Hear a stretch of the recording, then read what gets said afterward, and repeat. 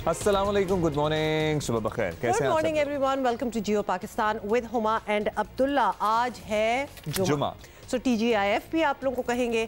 और मैं हमेशा ज़रा काउंट कर रही होती हूँ कि आज 8 दिन गुजर गए नए साल को, आज 7 दिन गुजर गए। मेरा ख्याल है इस काउंटिंग को खत्म इसलिए कर दे, लेकिन जब एक हफ्ता गुजर जाता है ना तो वो एक ऑलमोस्ट माइलस्टोन होता है। कुछ आपकी रेजोल्यूशंस होती हैं, कोई नई चीज़ें आपने नए साल में स्टार्ट करनी होती हैं, तो एक हफ्ता आपको बता देता है देखो अब एक हफ्ता of getting used to the new year गुजर गया, अब वाकई काम शुरू हो जाए। जैसे कल आप बात कर रही थी कि अगर आप 21 दिन या अ फ्यू पीपल से अगर 40 दिन एक आदत आप अपनाए रखें, चाहे वो कोई भी अच्छी आदत हो, और बुरी आदत छोड़ने को आप जारी रखें, तो वो आपकी जिंदगी का हिस्सा बन जाती है। जैसे कि बहुत से लोग कहते हैं कि नमाज अगर मुसलसल आप 40 दिन पढ़ें तो फिर वो आपकी आदत बनी रहती है, या सिगरेट अगर आप 40 दिन तक छोड़ दें तो फिर आप सिगरेट छोड़े रहते हैं। सो ये सारी चीजें हैं, इसलिए एक हफ्ता गुजर गया है। B it any resolution that you took this year, चाहे वो हेल्दी ईटिंग का था, एक्सरसाइज का था, वॉक करने का था, लोगों का ख्याल करने का था, अपने मिजाज को धीमा रखने का था, तो उसको एक हफ्ता हो गया।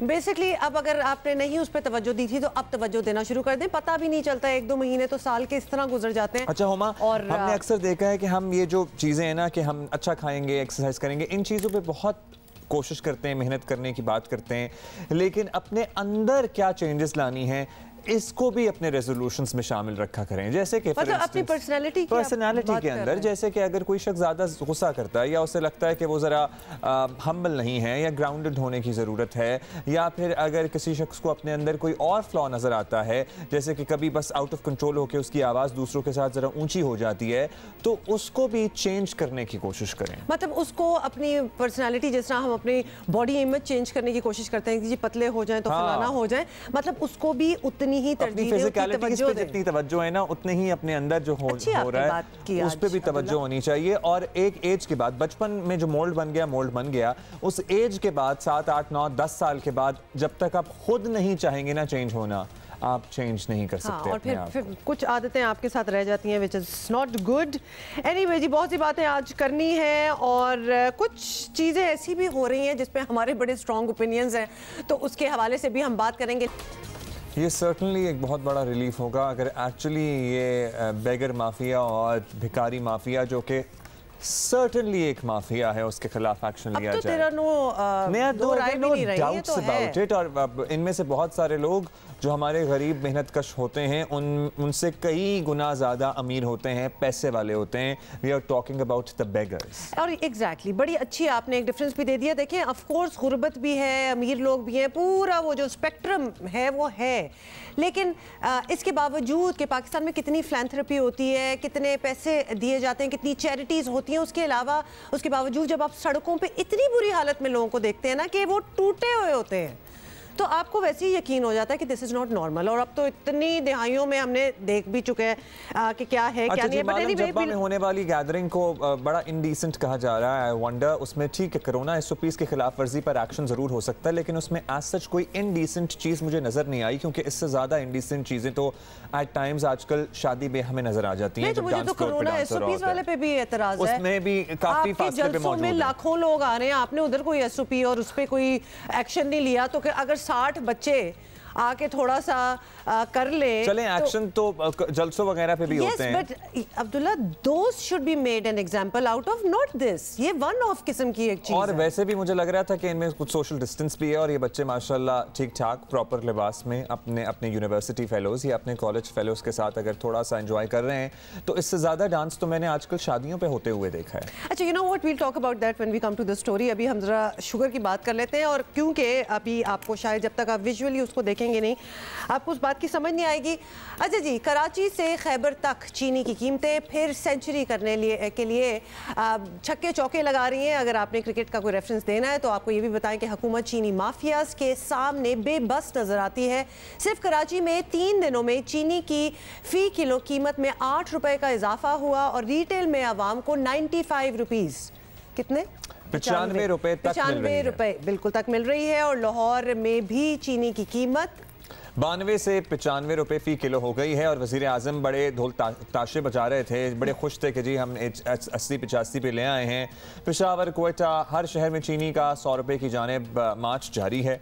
वज़ीर आज़म इमरान खान किताबों और एक्शन लेने की वार्निंग के बावजूद शुगर माफिया को किसी की कोई परवाह नहीं है। ऑब्वियसली उनको कोई डर खौफ नहीं है।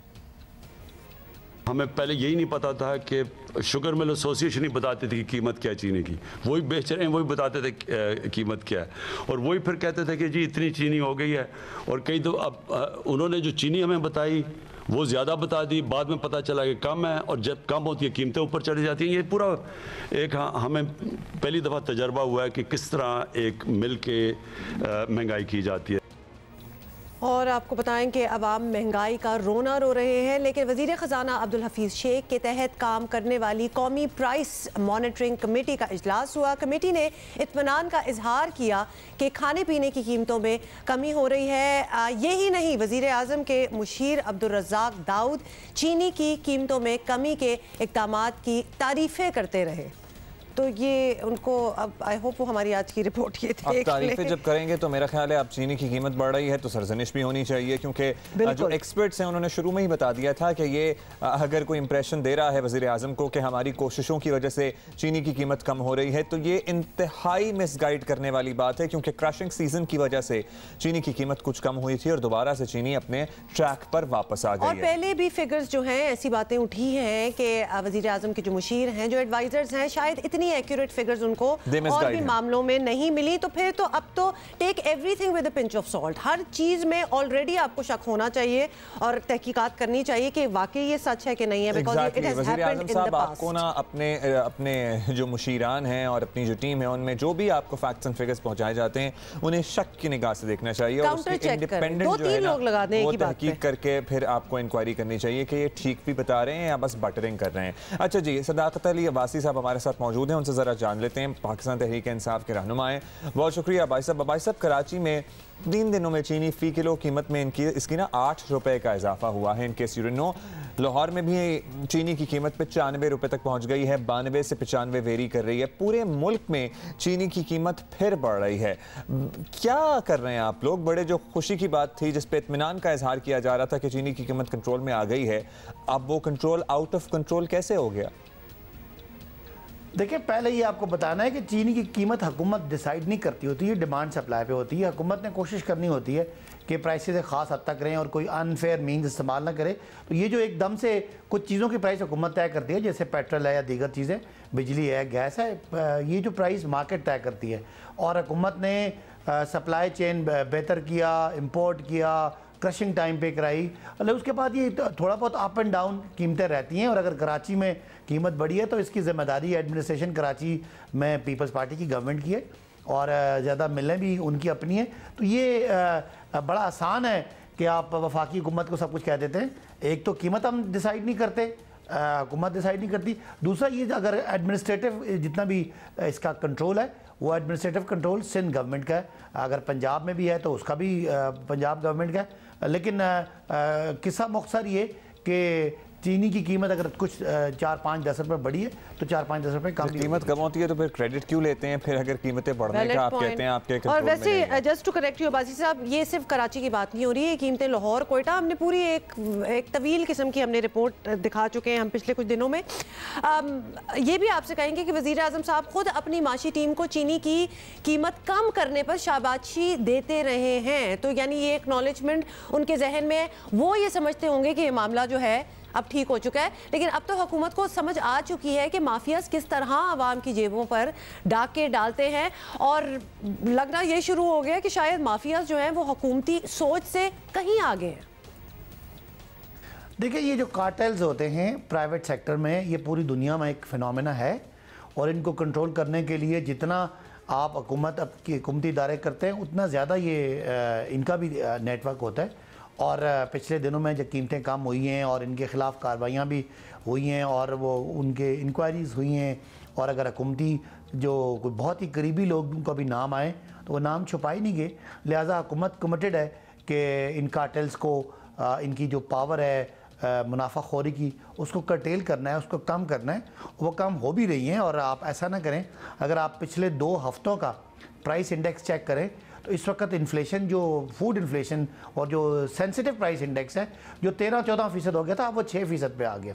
तो बहुत फ़र्क पड़ा है, लेकिन आपका जो शिकवा है चीनी वाला वो है, और उसको भी ज़ाहिर है ख़बरों पे नज़र भी है, और जो हमारे इदारे हैं उन्होंने इस पर अपना काम भी करना है इंशाल्लाह। अच्छा भाई साहब, चीनी माफिया के खिलाफ हतमी कार्रवाई कब तक होगी, हम ये आपसे जानना चाहते हैं। जो इंक्वायरी हुई थी, जो रिपोर्ट आई थी जिसमें बहुत से अपनों के नाम भी आए थे, या फिर हम समझ लें कि तहरीक इंसाफ हुकूमत में मौजूद जो चीनी के कारोबार से मुंसलिक जो लोग हैं उनका प्रेशर है, इसलिए कुछ नहीं हो रहा, तासुर तो यही जाता है फिर। नहीं, ये आप ना कहें कि दबाव पे कुछ नहीं हो रहा। इससे पहले कभी चीनी पे कोई इंक्वायरी कमेटी नहीं बैठी थी। अगर कमेटीज़ बैठती थी तो वो गोलमोल करते थे। इस दफ़ा बड़ा ज़बरदस्त तरीके से कमेटी ने अपना काम किया है, उसने इंक्वायरी की है, और वज़रा के नाम भी आए हैं, उनका नाम पब्लिक भी किए हैं। आप उनको मुख्तलिफ इदारे, चाहे वो SCCP है, वो FBR है, वो कॉम्पिटिशन कमीशन है, FIA है, एंटी करप्शन है, जिस महकमे की डोमेन में, उनकी हदूद में जिसने क्राइम किया उन पर कार्रवाइयाँ होंगी। बहुत सारी बातें होती हैं जो चल रही होती हैं एक टाइम पे, और बहुत सारे प्रोसीजर्स होते हैं कानूनी, बहुत सारे ऐसी मामलात हैं जिसमें लोग स्टे ले लेते हैं, कभी अदालतों के पास चले जाते हैं, तो वो सारा प्रोसेस है। लेकिन एक बात है कि हुकूमत ने तहैया कर लिया है, और ये माफियाज, जिस तरह पॉलिटिकल माफियाज को हुकूमत ने शिकस्त दी है, इसी तरह ये जो कारोबारी माफियाज हैं या जिनको हम कार्टेल्स कहते हैं, तो उनको इंशाल्लाह ये वज़ीर आज़म की कमिटमेंट है कि इसको इंशाल्लाह कंट्रोल भी करना है, तो हो गया और ये इनका जो गैर ज़रूरी। अच्छा बासी साहब, आप हमारे साथ हैं तो ये भी पूछ लें आपसे कि वज़ीर आज़म के मावन खुसूसी बराए तवानाई ताबिश गौहर जो हैं वो मुस्ताफ़ी हो गए हैं, तो ऐसा महसूस हो रहा है कि तवानाई के मामले पर भी आपकी गिरफ्त जो है वो कमज़ोरी लग रही है वैसे थोड़ी सी। देखिए, तवानाई का मामला दोबारा से वही बात आती है, और आप सारे कहते हैं कि आप पिछली बातें करते हैं, इसलिए कि तवानाई के जितने मुआहदे हैं वो पिछली हुकूमतों ने किए हुए हैं। अब महंगी बिजली बनती है, और वो हम कैपेसिटी पे उनको पेमेंट करते हैं। अब उसका एक ही तरीका है कि उसको सस्ता बेच के जब करेंगे तो आपका वो सर्कुलर डेट बढ़ जाएगा, और वो गर्दिशी कर्जा जब बढ़ता है तो उसका भी ज़ाहिर दबाव है। वो कई हज़ार, यानी 2000 अरब से ऊपर चला गया है, 2200-2300 अरब चला गया, ज़ाहिर उसका दबाव है, और उसका दबाव हुकूमत है, हम सियासी लोग हैं, हम तो दबाव लेते भी हैं। लेकिन ये जो टेक्नोक्रेट्स होते हैं, इनके लिए शायद बाज़-औक़ात इनके बहुत सारे और इनको वेंचर्स होते हैं। हुकूमत, वज़ीर आज़म कोशिश करते हैं कि अच्छे से अच्छे बंदों को लेकर आएँ, लेकिन बाज़-औक़ात वो, जैसे शब्बर ज़ैदी साहब थे, वो आज भी कहते हैं कि वो दबाव नहीं ले सके। तो दबाव नहीं ले सकते लोग इतना बड़ी जो एक इतना बड़ा गवर्नमेंट का इदारा है उसको चलाने का, और उसमें जो दबाव प्रेशर आते हैं सियासी उनका, तो वो रिज़ाइन करके अब उनके लिए और बहुत मौके हैं, हुकूमत के लिए और बहुत मौके हैं। लेकिन जो एनर्जी वाला इशू है वो है बड़ा सीरियस और बड़ा तकलीफ़ दे है। लेकिन दोबारा से उसकी वजह वही है कि माजी के जो बिजली के महंगे मुआहदे हैं, और जो कीमतें बढ़ानी थी टाइमली नहीं बढ़ाएंगी, और इसलिए मौजूदा हुकूमत पे उसका दबाव भी है, और वो दबाव फील भी किया जा रहा है। ऑलराइट जी, वो प्रेशर है, वो दबाव है, वो फील भी किया जा रहा है। बहुत से लोग उसे झेल पाते हैं, बहुत से नहीं झेल पाते हैं। आपका कहना ये, जो लोग अलग होते हैं, आप कहना है ये है कि वो प्रेशर नहीं ले पाते। बहुत शुक्रिया आपका सदाकत अली अब्बासी साहब। लेकिन फिर अगर चीनी की अब कीमत कम हो तो प्लीज़ क्रेडिट ना लीजिएगा कि हम लोगों ने कुछ मैकेनिज़्म सही किए और उसके बाद चीनी की कीमत कम होगी, क्योंकि अभी आपने कह दिया है कि चीनी की कीमत बढ़ने से हुकूमत का कोई ताल्लुक नहीं। क्योंकि इस तरह क्रेडिट लेने आए तो क्रेडिट थोड़ा सा हम भी ले लेंगे, क्योंकि हमने इतना शोर मचाया है इस बात पे। तो मतलब इस तरह तो कोई भी कुछ भी कह सकता है, लेकिन बात में कोई वजन होना चाहिए और फिर वो बात करें। एनीवे, आगे चलें जी।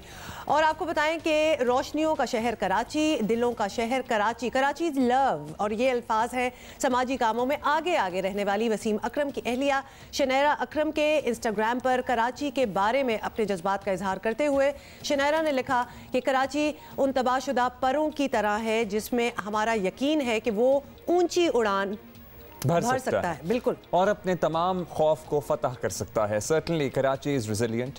कराची में रहने वाले बड़े मुश्किल हालात देख चुके हैं, गुजर चुके हैं, लेकिन उसके बावजूद ये शहर आगे जा रहा है, स्ट्राइव कर रहा है, और सबसे बड़ी बात यह है कि बगैर किसी फैसिलिटेशन के आगे जा रहा है, खुद स्ट्राइव करने की कोशिश कर रहा है। इस शहर में रहने वाले खुद मेहनत करते हैं, तगोदौ करते हैं, और इस ना सिर्फ इस शहर को आगे बढ़ाते हैं, इस मुल्क को भी आगे बढ़ाते हैं। तो ये भी जहन में रखना चाहिए हम सबको। बेशक, beautiful post and beautiful sentiments. अच्छा जी, ज़रा बताना आपको यह है कि भारत में मोदी हुकूमत के बनाए गए कौमी गाय कमीशन, आप मजाक समझ रहे थे, लेकिन कौमी गाय commission guy as in GUY, कोई गायज है वहाँ? नहीं गायज नहीं है वहाँ, GUI सिर्फ गाय है, काव, मज। अच्छा, मज्जों की बात हो रही है, तो ये कहे ना फिर। कौमी अच्छा, गाय कमीशन के तहत गाय साइंस, अच्छा भाई वो गाय अलहदा होती है, मज अलहदा होती है, आई टेक माय वर्ड्स में, हमें समझ आ गई है, हम पंजाबी में इसे मज ही कहते हैं, ठीक है। अच्छा जी, गां वैसे कहते हैं, ठीक है। गाय, एनी हाउ, गाय साइंस पर ऑनलाइन इम्तिहान लिया जाएगा जिसमें बच्चे, what did you just say? Gaay science, there is a science called gaay science. Cows की बेसिकली एक साइंस है जिस पे इम्तिहान हुआ। हाँ, जिसमें बच्चे बड़े और गैर मुल्की सब हिस्सा ले सकते हैं और कामयाब अफराद को बाकायदा असनाद दी जाएंगी, इनामात मिलेंगे और इम्तिहान का मकसद आवाम में गाय के साइंसी कमालात को उजागर करना है। आपको पता है ना, इनाम में गाय क्यों नहीं मिलेगी? आप ताकि उसके स्टेक खा लें। मतलब कुछ तो कुछ मैं आपको पता है ना, साइंसी कमालात, माशाल्लाह आपने अक्सर सोशल मीडिया पे ऐसी वीडियोस देखी होंगी जिसमें गाय के जो बाय प्रोडक्ट्स हैं उस पे बताया जा रहा होता है कि उसमें बड़े कमालात हैं। I don't want to go into the details, लेकिन उसके बारे में आगाही दी जाएगी। कौमी गाय कमीशन के चेयरमैन वल्लभ भाई केथरा का दावा है कि गाय अपने आप में एक मुकम्मल साइंस है और इसके दूध में सोना पाया जाता है, इसके दूध में बड़ी ताकत है, कैल्शियम है, ये तो हम सबको पता है, लेकिन सोना भी पाया जाता है ये हमें नहीं पता था। इसे ज़िबाह करने से ज़लज़ले आते हैं, ये भी कोई नई तहकीक सामने आई है। और जहाँ गाय का गोबर हो वहाँ जहरीली गैसें इंसानों पर असर नहीं करती। Indian institute of science and technology and development studies के साइंसदानों का कहना है कि ऐसे दावों से दुनिया ना सिर्फ भारत पर हंसती है बल्कि हमारी साइंटिफिक कम्यूनिटी भी बदनाम होती है। बेसिकली वो जो मॉडर्न इंडिया का तासुर है उसको सर्टनली ऐसे दावों से धचका पहुंचता है। मैं थोड़ी सी शॉक एंड ऑ में हूँ कि ये असल था, ये पैरोडी था या ये असल न्यूज़ थी और ये साइंस असल था। सोशल मीडिया पर आजकल एक वीडियो वायरल हुई है जो हमने भी कुछ दिन पहले देखी थी। हमने देख के ऐसे ही नहीं मुझे तो देख के बड़ा अच्छा एंजॉय लगा था। करके आगे गुजर गए हम। फिर हमें लग रहा था पहले तो पता नहीं कौन सा मुल्क, फिर पता लगा पाकिस्तान है, तो हमने देख के बड़े एंटरटेन हो रहे हैं बच्चे। Beautiful view of the mountains और उसके बीच में वो लाइट्स लगी हुई हैं और दिन दिहाड़े बड़ी अच्छी लग रही थी। बंदा नाच रहा होता है, किसी को कोई इशू नहीं है। हाँ, तो इधर अगर 4 5 6 7 नाच लेंगे, चलो 30 नाच अच्छा, लेंगे। कहा तो गया कि डांस पार्टी सवात की वारदी मालम जब्बा में हुई और इस पर मकामी पुलिस हरकत में आई और तफ्तीश के बाद मालम जब्बा के मकामी होटल के मालिक और मैनेजर के खिलाफ मुकदमा दर्ज कर लिया गया। मुलजिमान को हिरासत में भी लेकर उन्हें जुर्माना भी आयद कर दिया गया। इत्तलात के मुताबिक ये पार्टी दिसंबर में हुई थी। So we have our reservations, we have our 2 cents. ठीक है, अगर नौजवान यूनिवर्सिटी कॉलेज के ज़माने में, मुझे बताएं, हम जब यूनिवर्सिटी कॉलेज के ज़माने में ट्रिप पे जाते थे तो वो बॉन फायर करके हम डांस कर रहे होते थे। क्या हो रहा होता था? आपको क्या लगता है कि क्या था? एंड यू ऑल नो, मतलब अब चूंकि अब वीडियो वायरल होगी तो आओ इसको क्रिटिसाइज करें जैसे खुद तो कभी किया नहीं। We need to get out of this mindset. अच्छा, anyway, हमारे साथ पुलिस का काम है पुलिसिंग करना, मोरल पुलिसिंग ना करें। आप अब्बू ना बने किसी के। हमारे साथ मौजूद हैं अब्बू जो होते हैं ना, वही अब्बू में अच्छे लगते हैं। हाँ, अब्बू के कोई रोल और में। अब्बू ना बना करे। हमारे कॉरेस्पॉन्डेंट है महबूब अली, उन्होंने ज़रा छानबीन की है। महबूब अली, बताइएगा ये जो एक वीडियो वायरल हुई है, कहा गया है कि मालम जब्बा में हुई है ये गैदरिंग बच्चों की। अब इत्तलात हैं कि इस होटल के मालिक और मैनेजर के खिलाफ FIR वगैरह काट ली गई है, तो क्या डिटेल्स हैं, क्या दफात शामिल की गई हैं FIR में? बिल्कुल, ये स्वात का मज़ाफ़ाती और सयाहती इलाका है वादी मलम जब्बा, जहाँ पर ये वाक़या जो है ये 4 दिसंबर 2020 का वाक़या है। और हुआ कुछ यूँ है, पुलिस के मुताबिक के मुख्तलिफ़ यूनिवर्सिटीज़ और कॉलेजेस के लड़के और लड़कियाँ जो थे वो इकट्ठे हो गए थे। उन्होंने वहाँ पर एक डांस पार्टी का अहतमाम भी किया था। ताहम जब ये वीडियो सोशल मीडिया पर वायरल हो गई तो उसके बाद स्वात की इंतज़ामिया और स्वात का जो महकमा पुलिस है ये लोग हरकत में आ गए और गुज़िश्ता रोज़ उन्होंने होटल के मालिक, जिनका नाम फजल जान अफरीदी बताया जाता है, और होटल के जो मैनेजर है हसनैन, उनके ख़िलाफ़ उन्होंने मुकदमा दर्ज कर लिया। दोनों को गिरफ़्तार करके असिस्टेंट कमिश्नर चरबाग की अदालत में उनको पेश कर दिया गया। मुकदमा सुनने के बाद असिस्टेंट कमिश्नर की अदालत ने उनको 40,000 रुपये जुर्माना जो है वो किया है। ताम हैरानी की बात यह है कि मुकदमा जो है वो होटल के मालिक और होटल के मैनेजर के ख़िलाफ़ तो दर्ज किया गया था, लेकिन जिन जो शुरका थे उस डांस पार्टी के, उनमें से किसी के खिलाफ इस किस्म का कोई मुकदमा दर्ज नहीं हुआ है। साथ में अहम बात यह है कि इसमें जो 3 मुख्तलिफ दफ़ात लगाई गई थी इंतज़ामिया की जानिब से, उनमें सबसे पहला दफ़ा यह था कि उन्होंने लाउड स्पीकर एक्ट की खिलाफ वर्जी की है, साथ में कोरोना SOPs की खिलाफ वर्जी की है। इसके साथ साथ इसमें पाकिस्तान पीनल कोड का सेक्शन 294 जो है वो भी लगाया गया था, जिसका मकसद ये है कि आप अगर पब्लिक के किसी मकाम पर कोई इस किस्म का गाना गाए, कोई डांस पार्टी करे जिससे फहाशी फैलने का अंदेशा हो या जो मकामी कल्चर है वो मुतासर होने का अंदेशा हो, तो फिर दफ़ा 294 जो है वो पुलिस लगाती है। तो ये 3 जो है वो दफ़ात लगाए गए थे और उसके बाद होटल के मैनेजर और होटल के मालिक को असिस्टेंट कमिश्नर की अदालत में पेश कर दिया गया। टू बी ऑनेस्ट, यहाँ कहीं भी हमें फहाशी फैलती हुई नज़र नहीं आई वीडियोज़ में, और मकामी कल्चर को भी कोई नुकसान नहीं पहुंच रहा। अब महबूब अली बताइएगा, आप कुछ पूछना चाह रही हैं इनसे? अच्छा, मैं तो चुप ही रहूं तो मेरा। होटल मालिक और मैनेजर को गिरफ्तार भी किया गया था और उन पर जुर्माना वगैरह भी किया गया, तो अब वो जमानत पर हैं या हिरासत में ही हैं?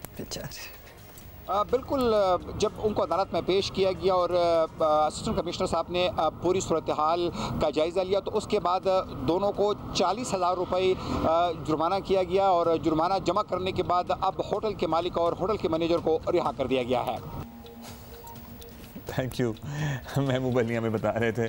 खैर, मैं I was just comparing it to our times, जब हम लोग यूनिवर्सिटी और कॉलेज के साथ ट्रिप पे जाते थे। और आपको पता है कि लाहौर से आप ज़्यादातर यूनिवर्सिटी कॉलेज के ट्रिप के साथ पहाड़ों पे ही जाते हैं, मरी जाते हैं, या आप नथिया गली चले जाते हैं, या इवन सवात वगैरह चले जाते हैं। तो हम भी अपने रिजॉर्ट में रात को बॉन फायर करके म्यूज़िक चला के ये हल्ला गुल्ला करते थे। सो आई वंडर कि ये why to make a big deal out of it, क्योंकि लाउड स्पीकर्स इन्होंने यूज़ किए, कोरोना SOPs का था और मकामी कल्चर जो थी वो एतराज़ डैमेज हो रही थी। अच्छा, एक और मेरे जहन में तो यकीन मानिए, मैंने कोई 1.5 हफ्ते पहले वीडियो देखी थी, इस पे कार्रवाई तो अब शुरू हुई है। सिर्फ एक ही सवाल आया था, ये नहीं कि ये लाइटें साथ लेके गए थे कि वहाँ से रेंट की। मेरे जहन में तो सवालात बस यहीं तक ही होने चाहिए, इससे जाने तो मतलब जैसे चले का once in a blue moon, इतनी कोई कत्ल भी नहीं हुआ और कुछ भी नहीं हुआ। जबरदस्त मेरा ख्याल है कि टूरिस्टों को तो आइडिया मिल जाना चाहिए इस बात से।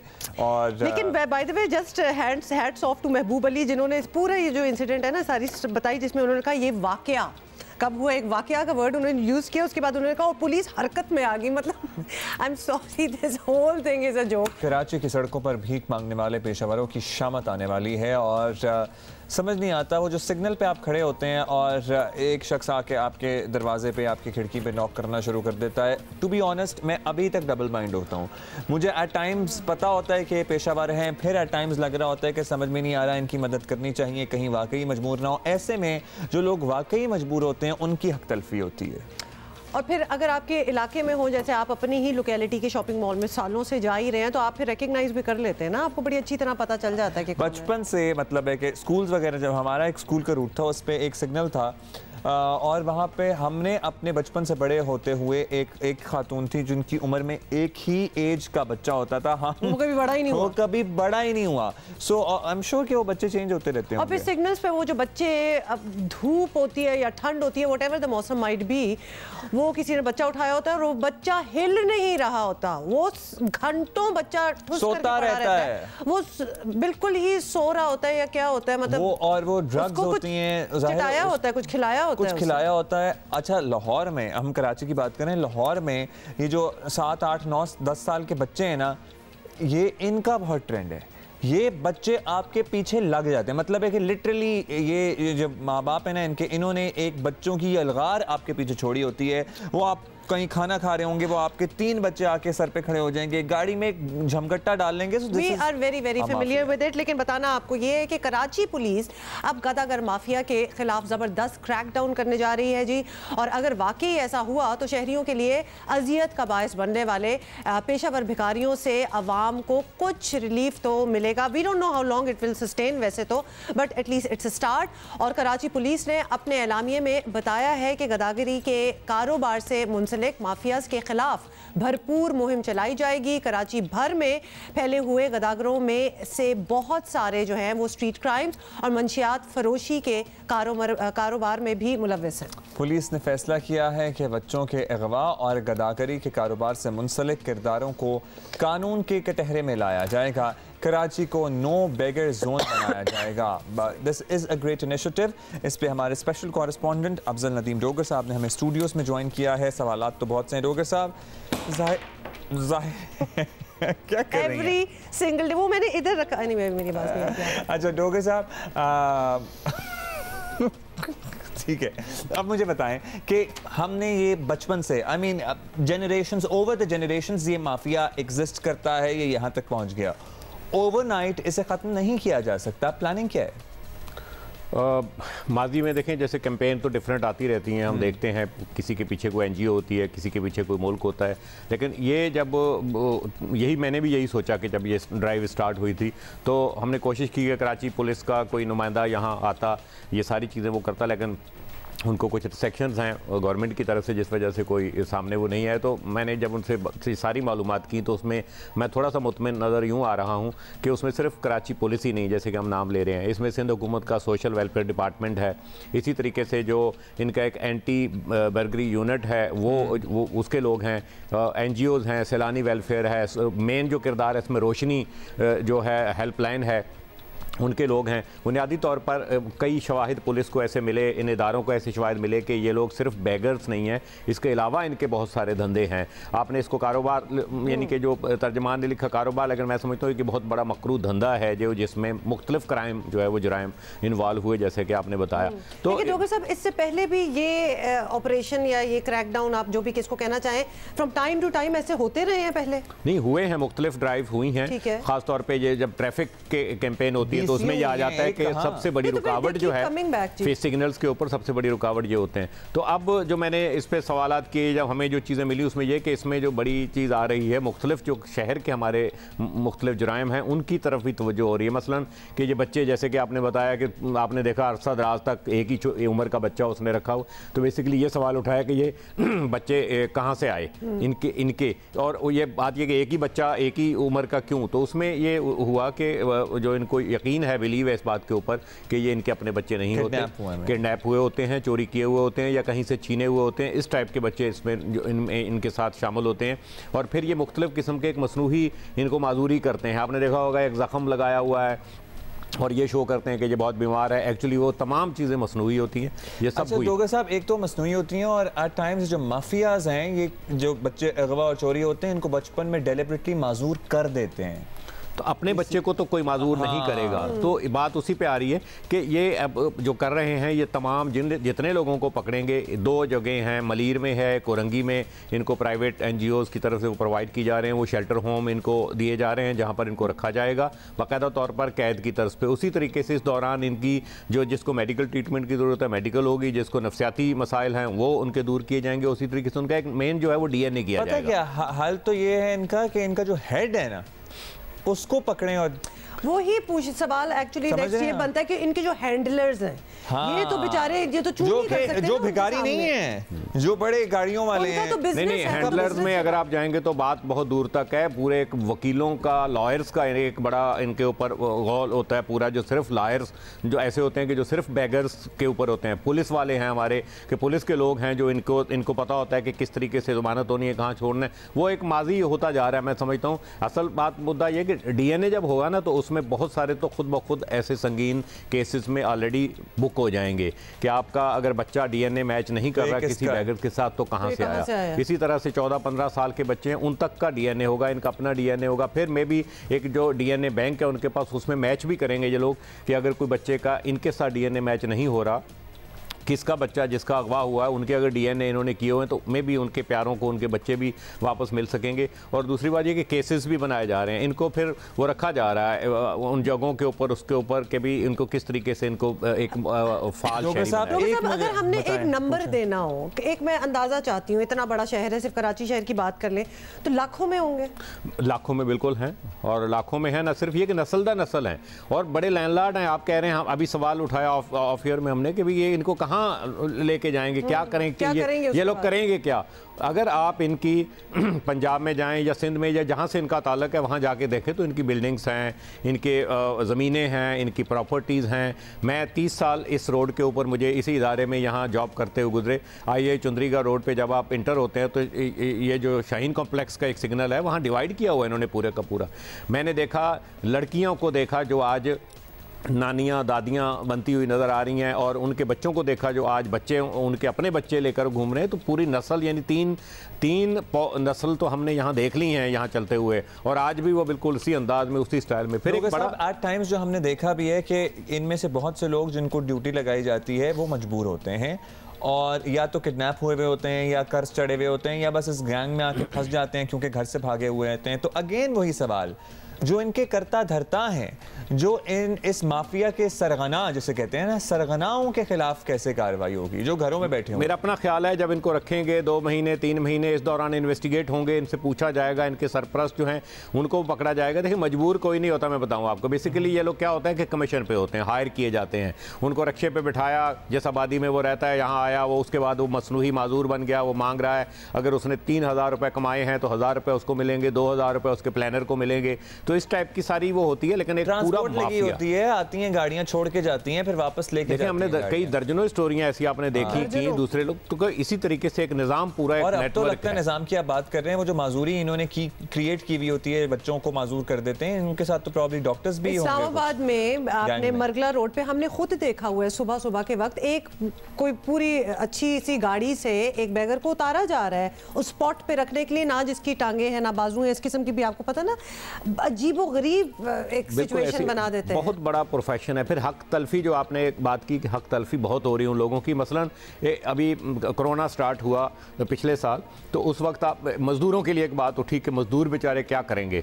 तो आपने देखा कि तमाम बैगर्स जो मजदूर बन गए और चौराहों पर बैठ गए, और उन्होंने किसी ने कुदाल उठाई, किसी ने औजार उठाए और बैठ गए। तमाम एक हक तलफी, असल मजदूरों की हक तलफी हुई। आप देखें कि तमाम कंघी बेच रहे हैं, आपके बाल नहीं है लेकिन आपको कंघी मजबूरन वो दे रहे हैं। अच्छा, मास्क, अभी कोरोना आया तो मास्क दे रहे हैं, मास्क खुद मास्क नहीं लगाया हुआ और हाथ में मास्क पकड़ा हुआ है। तो आप ये सोचें कि भी किस टाइप का मकसद वो है। तो इसलिए उन लोगों की हक तलफी, innovation is the name of the game. ये हर दौर में हर महीने एक नया, मैं कहता हूँ बड़ा, अगर ये क्रिएटिव माइंडसेट है, अगर इस दिमाग को कहीं सही डायरेक्शन में इस्तेमाल करें तो बड़ा काम कर सकते हैं। लेकिन अब पूरी उम्मीद है थोड़ा सा कि मेरा अपना ख्याल है कि 10 के करीब और इदारे और ऑर्गेनाइजेशन हैं जो इसमें काम कर रही हैं, और मैं समझता हूँ कि अगर इसको प्रॉपर तरीके से कुछ ना कुछ तो मेरा ख्याल होगा। NGOs भी जिसमें शामिल हैं। बहुत शुक्रिया आपका डोगर साहब। बिल्कुल, क्योंकि ये कहने का मकसद यही है कि कुछ नहीं होने वाला जब तक ये जो सारे लोग हैं, ये जो बेगर्स हैं, इनकी रिहेबिलिटेशन ना हो, जब तक इनको आरे ना लगाया जाए। देखें, अगर इनको कोई होम्स ना, बेशक रिहेबिलिटेशन होम्स आप कर लें, NGOs अगर इनकी टेक केयर ना करें तो ये वापस वहीं पहुंच जाएंगे, ज्यादा देर नहीं बैठेंगे, इनको और कुछ करना आता ही नहीं है। अच्छा जी, अभी हमने आपको बताना है, अमेज़न के बानी जेफ बेजोस अब दुनिया के अमीर तरीन शख्स नहीं रहे हैं। क्यों? ये एजाज छीन लिया है टेस्ला के मालिक एलॉन मस्क ने। ब्लूम्सबर्ग के मुताबिक 39 साला मस्क के असासों की मालियत 188 अरब डॉलर्स। अब्दुल्ला, जब आप ऐसी बातें करते हैं ना, आपको पता है मुझे जीरोस नहीं समझ आते कि आगे कितने लग रहे हैं। अच्छा, जेफ बेजोस की आधी दौलत तो उनकी बेगम भी ले गई थी ना? इतनी दौलत थी कि 10 बेगमें भी होती तो आधी आधी करके बेशक ले जाती, फिर भी रहती उसके पास। अच्छा, टेस्ला के अलावा मस्क स्पेसएक्स और न्यूरालिंक के भी बानी हैं। वैसे बेजोस दूसरे नंबर पर अभी भी मौजूद हैं। और आपको पता है ना, स्पेस टूरिज्म के बड़े आगे आगे यही तो लेके जा रहे हैं। जेफ बेजोस अमेज़न वाले बाय द वे, उनके असासों की मालियत एलन मस्क के असासों से $1.5 अरब ही कम है। तो बहुत ज़्यादा इनके लिए ये बहुत ज़्यादा फर्क नहीं है। इनके लिए मैंने इसलिए इस्तेमाल कर लिया। वही मैंने कहा, जिस तरह आपने बड़े कॉन्फिडेंस से कहा ना, not a lot of difference, तो इनके लिए बेसिकली, हमारे लिए नहीं। बड़ा ही अहम टॉपिक हमने डिस्कस करना है। मोस्ट ऑफ द टाइम्स जब आप घर पे किसी को रखते हैं काम वगैरह के लिए, चाहे आपने मुलाजमा रखनी हो एज एन सफाई वगैरह के लिए, डोमेस्टिक वर्कर वगैरह के लिए, या फिर आपने फॉर दैट मैटर अपने लिए कोई किराएदार अगर आपके पास रखने का सिलसिला है, तो उनकी तस्दीक आप यूजुअली पुलिस स्टेशन जाकर नहीं कराते। मतलब वो तो करानी चाहिए लेकिन नहीं नहीं कराते। वर्ड ऑफ माउथ ही होता है, मतलब आपने जिसको कहा कि भाई मुझे ड्राइवर चाहिए या फिर हमने अपना पोर्शन किराए पे देना है, तो लोगों की तवस्सुत से ही और लोग आते हैं, लेकिन आप you are just taking their word for it कि ये कौन है। हाउ टू फाइंड आउट कि एक्चुअली बैकग्राउंड क्या है और क्या ये सेफ इनफ है कि आप अपने घर में मुलाजमत दें कि नहीं। इसके लिए कुछ आसानियाँ आ गई हैं एक ऐप के थ्रू, about which we'll talk later in the show, तो आज हम उस पर ज़रूर बात करेंगे। लेकिन सबसे पहले आपको पता है, you know the drill, Atif के इस बहुत ही स्पेशल फैन से हम आपकी मुलाकात कराएंगे। खूबसूरत आवाज़ है ऑलरेडी। लेकिन उससे पहले हम आपको बताना चाहते हैं कि बरतानिया और अमेरिका समेत कई मुल्क शहरियों के लिए कोरोना वैक्सीन लगाना शुरू कर चुके हैं। पाकिस्तान में भी तैयारियां की जा रही हैं। सिंध और खैबर पख्तूनख्वा ने पूरा प्लान तैयार कर लिया, लेकिन 12 करोड़ से ज़ायद आबादी वाले सूबे पंजाब की हुकूमत लगता है कि अब तक देखो और इंतज़ार करो की पॉलिसी पर गामजन है। वैसे पंजाब के जिम्मेदारियाँ ज़्यादा हैं, लाहौर का कूड़ा नहीं उठ रहा, फिर कवालियाँ भी करानी हैं। याद है ना आपको वो कवाली, तो उसमें ही बिजी हो गए होंगे शायद। खैर एनीवे, आपको ये बताते कि बलोचिस्तान हुकूमत भी एक्चुअली इस मामले में खामोश है। सिंध की वज़ीर सेहत अज़रा पिचोहो के मुताबिक कोरोना वैक्सीन जो है वो वैक्सीनेशन के तमाम इंतजाम जो है वो मुकम्मल हो चुके हैं। एग्जैक्टली उन्होंने क्या कहा, ये ज़रा आप सुन लें। हम एडल्ट वैक्सीनेशन सेंटर्स खोल रहे हैं मुख्तलिफ डिविजनल हेडक्वार्टर्स पे फ़िलहाल, और कराची और हैदराबाद में खुसूसन, ताकि यहाँ हम जो है, क्योंकि तादाद जो वैक्सीन की वो कम ही होगी और वो सिर्फ हेल्थ पर्सनल के लिए होगी, तो हम पहले डिविजनल लेवल पे जो हमारे हेल्थ फैसिलिटीज़ हैं उनके जो हेल्थ फैसिलिटीज़ पे काम करने वाले लोग हैं उनको हम वैक्सीनेशन कर दें, और उसके बाद जो है फिर जनरल पॉपुलेशन के लिए वैक्सीन अवेलेबल होगी। खैबर पख्तूनख्वा ने भी कोरोना वैक्सीन के लिए जामे प्लान तैयार कर लिया है। Vaccine administration and coordination cell बना दिया गया है। वैक्सीन लगाने के लिए 280 तिब्बी मराकज़ की निशानदही हो चुकी है। तिब्बी अमले का डेटा भी तैयार कर लिया गया है। लेकिन खुद कोरोना का शिकार होने वाले वसीम अकरम प्लस की क्या तैयारी है? की बात हो रही है। नहीं, हम वसीम अकरम प्लस कहेंगे, ठीक है। उनकी क्या तैयारी है, इस पे ज़रा सवालात हैं। और हमें जी ज्वाइन किया है पंजाब के सेक्रेटरी प्राइमरी और secondary health captain retired Mohammad Usman ने।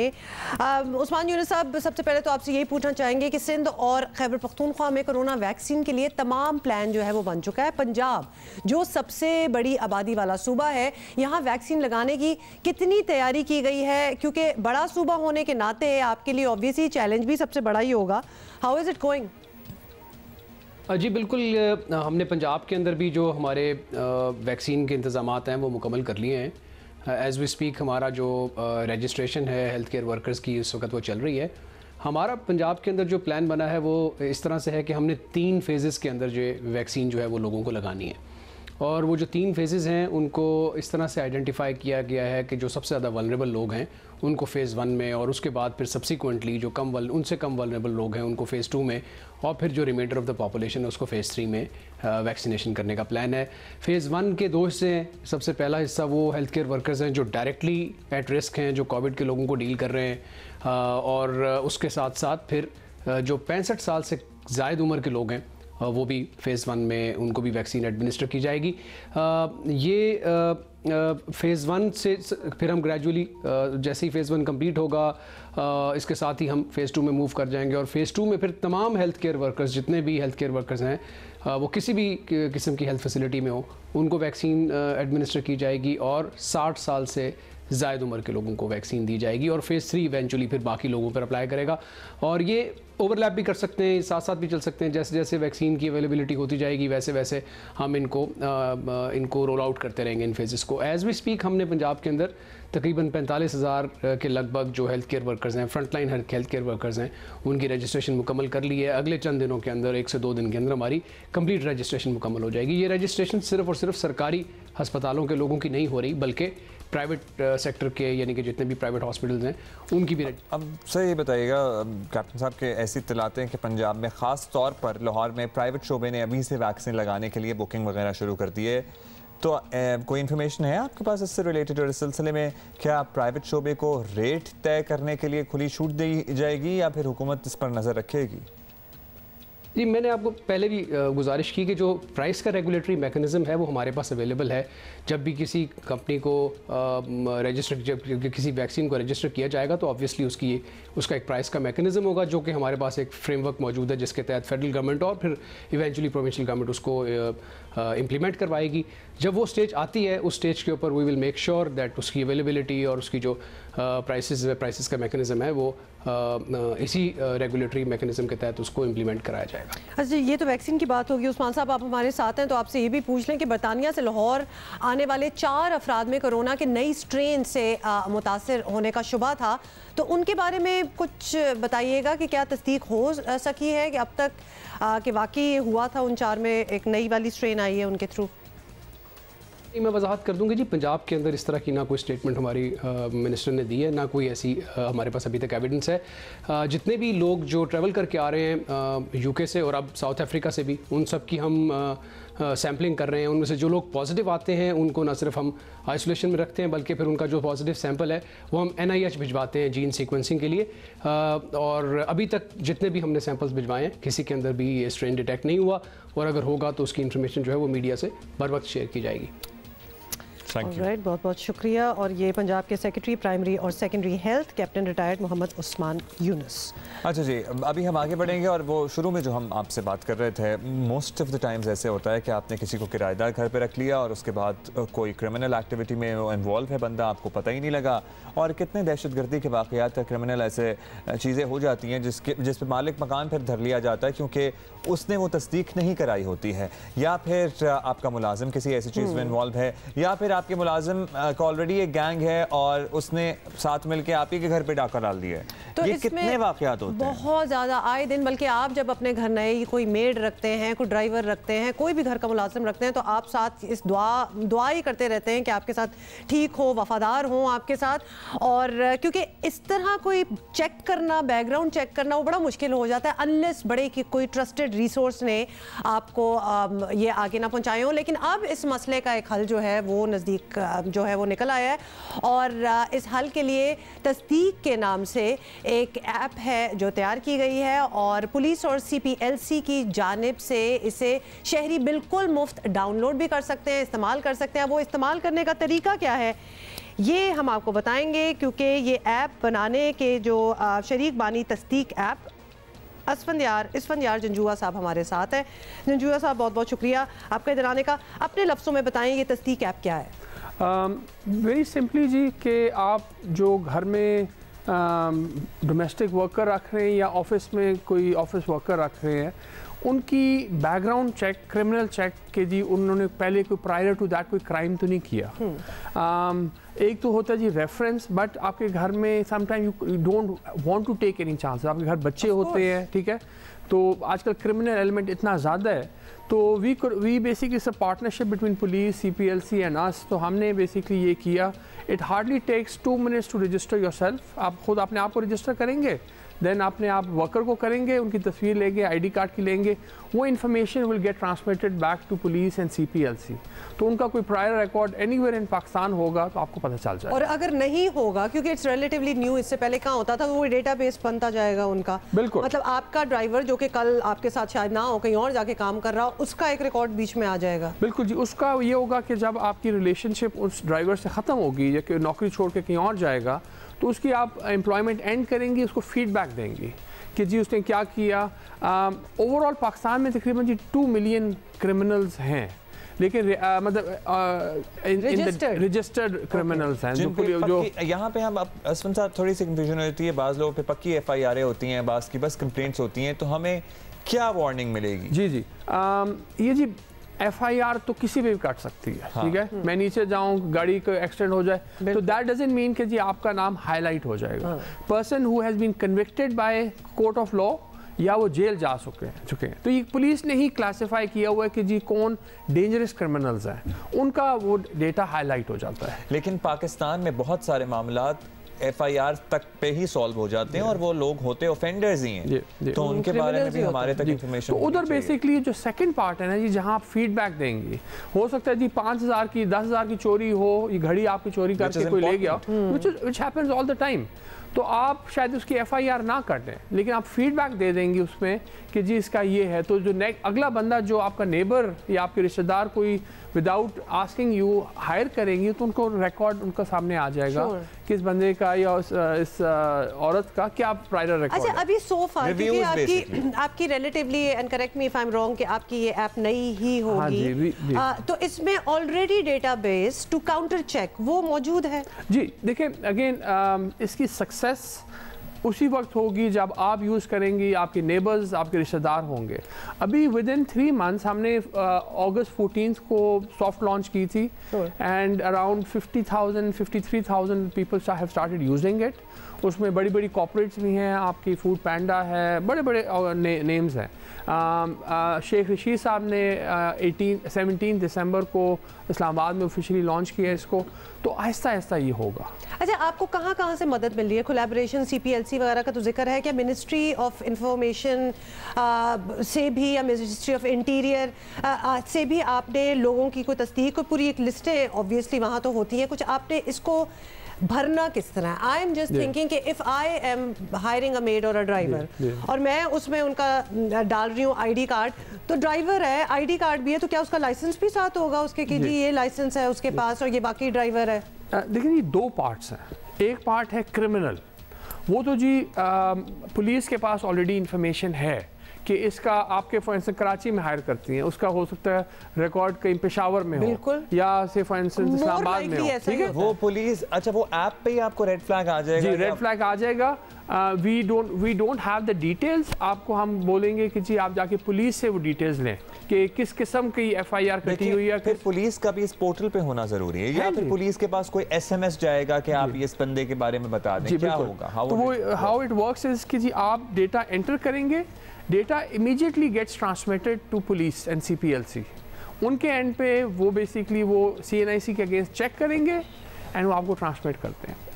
CPLC का ये डिफरेंट मैकेनिज्म है, वो नाम वर्सेस वल्दियत चेक करते हैं, बिकॉज FIR में समटाइम्स CNIC मेंशन नहीं होता। अच्छा जी, इन अ नटशेल टाइम हमारे पास इतना ही है। स्पेलिंग बता दें सो दैट अगर डाउनलोड करनी हो तो किस तरह? तस्दीक पाकिस्तान इसका नाम है ऐप का, TASDEEQ पाकिस्तान, और एंड्रॉइड और एप्पल में दोनों में है। And for businesses it's available on the portal, website पे है tasdeek.org पे। एंड आप literally businesses can upload thousands and hundreds of names. Alright. बहुत बहुत शुक्रिया इसफंदियार जंजुआ साहब for coming here. Now this is something which is good, तो लिहाजा क्योंकि हर घर में कोई डोमेस्टिक स्टाफ तो होता है, चेक करें जरूर। अच्छा जी, एक और खबर, और इसके बारे में कहना है कि हुकूमत अमली के तहत आगे बढ़ रही है और हुकूमत को फारिग करके ही दम लेंगे, लेकिन हुकूमत का ख्याल है कि PDM का दम अब खत्म हो चुका है, क्योंकि अपोजिशन जमातें खुद एक पेज पर नहीं हैं। बन्नू में PDM का जलसा तो भरपूर था, लेकिन बिलावल और मरीम गैर हासिल रहे। इस्तीफों के मामले पर भी PDM में कन्फ्यूजन है। PPP और नून लीग की जानिब से सेनेट और ज़िमनी इंतखाबात में हिस्सा लेने के फैसले पर मौलाना खुश नहीं, लेकिन हुकूमत मुतमईन है कि अब इसे कोई डर नहीं है। अपोजिशन कहती है हुकूमत को खतरा नहीं, तो इमरान खान के हवास पर PDM क्यों सवार है? बहुत ज़बरदस्त सवाल है और जिसका जवाब हमारे पास नहीं होता, लेकिन हमें पता है कि किसके पास होता है, लिहाजा हमें ज्वाइन कर रहे हैं सोहेल वड़ाइच साहब। सोहेल वड़ाइच साहब, आप ही बता दें कि बन्नू में मौलाना फजल रहमान ने बड़ा जलसा किया, बिलावल और मरीम नवाज दोनों नहीं थे बन्नू में, और इस पर बहुत बातें हो रही हैं।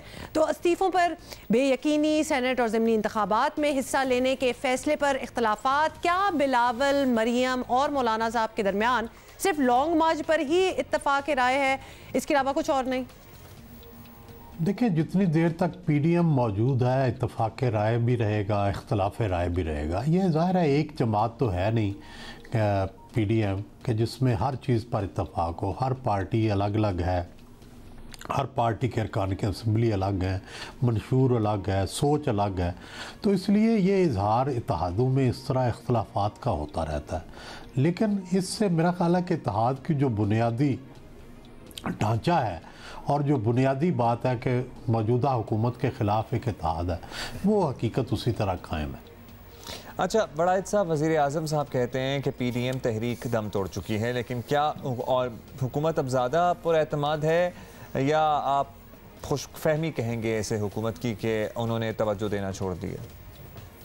मेरा ख्याल है कि इस हद तक तो हकीकत है कि जो पीडीएम ने जो टारगेट्स अपने लिए या अपने लिए हदफ मुकर्रर किए थे उन पर पूरा नहीं उतरी। जो लॉन्ग मार्च के बारे में कहा था और जो इस्तीफ़ों के बारे में कहा था कि सेनेट के इलेक्शन से पहले देंगे, वो नहीं हुआ। तो उस वजह से ज़ाहिर है प्राइम मिनिस्टर साहब ये समझते हैं और एतमाद में आ गए हैं कि पीडीएम अभी कुछ नहीं कर सकता। लेकिन याद रखना चाहिए यही वो वक्त होता है जब हुकूमत के अंदरूनी इख्तलाफात उभर कर सामने आते हैं, जब हमला आवर जो है वो कोई नहीं होता तो आपस की लड़ाइयाँ फिर बढ़ जाती हैं। इसलिए हुकूमत को बड़ा मोहतात रहने की ज़रूरत है ऐसे वक्त में। अच्छा बड़ाई साहब, आपने अपने कॉलम में भी लिखा है कि अपोजिशन को अब नए सिरे से माहौल बनाना होगा, नई तहरीक चलानी होगी, तो क्या ये मुमकिन भी है या नहीं? देखें, कई दफ़ा कौमी इत्तेहाद जो था उसने अपनी जो तहरीक चलाई, कई फेजेस उसके हुए और भी हमने जितनी तहरीकें देखी हैं, ये नहीं होता कि एक फ़ेज़ में ही हुकूमत जो है उसको आप उतार फेंकें या अपनी तहरीक को मैक्सिमम ले जाएं। आपने लोगों को तैयार करना होता है, पहली फ़ेज़, दूसरी फ़ेज़, तीसरी फ़ेज़। तो मेरा ख्याल है कि कोई हर्ज नहीं अगर अपोजिशन जो है वो अपनी दूसरी फ़ेज़ की तैयारी करे और उसके मुताबिक जो है हुकूमत मुखालिफ अपना। थैंक यू बड़ाई साहब।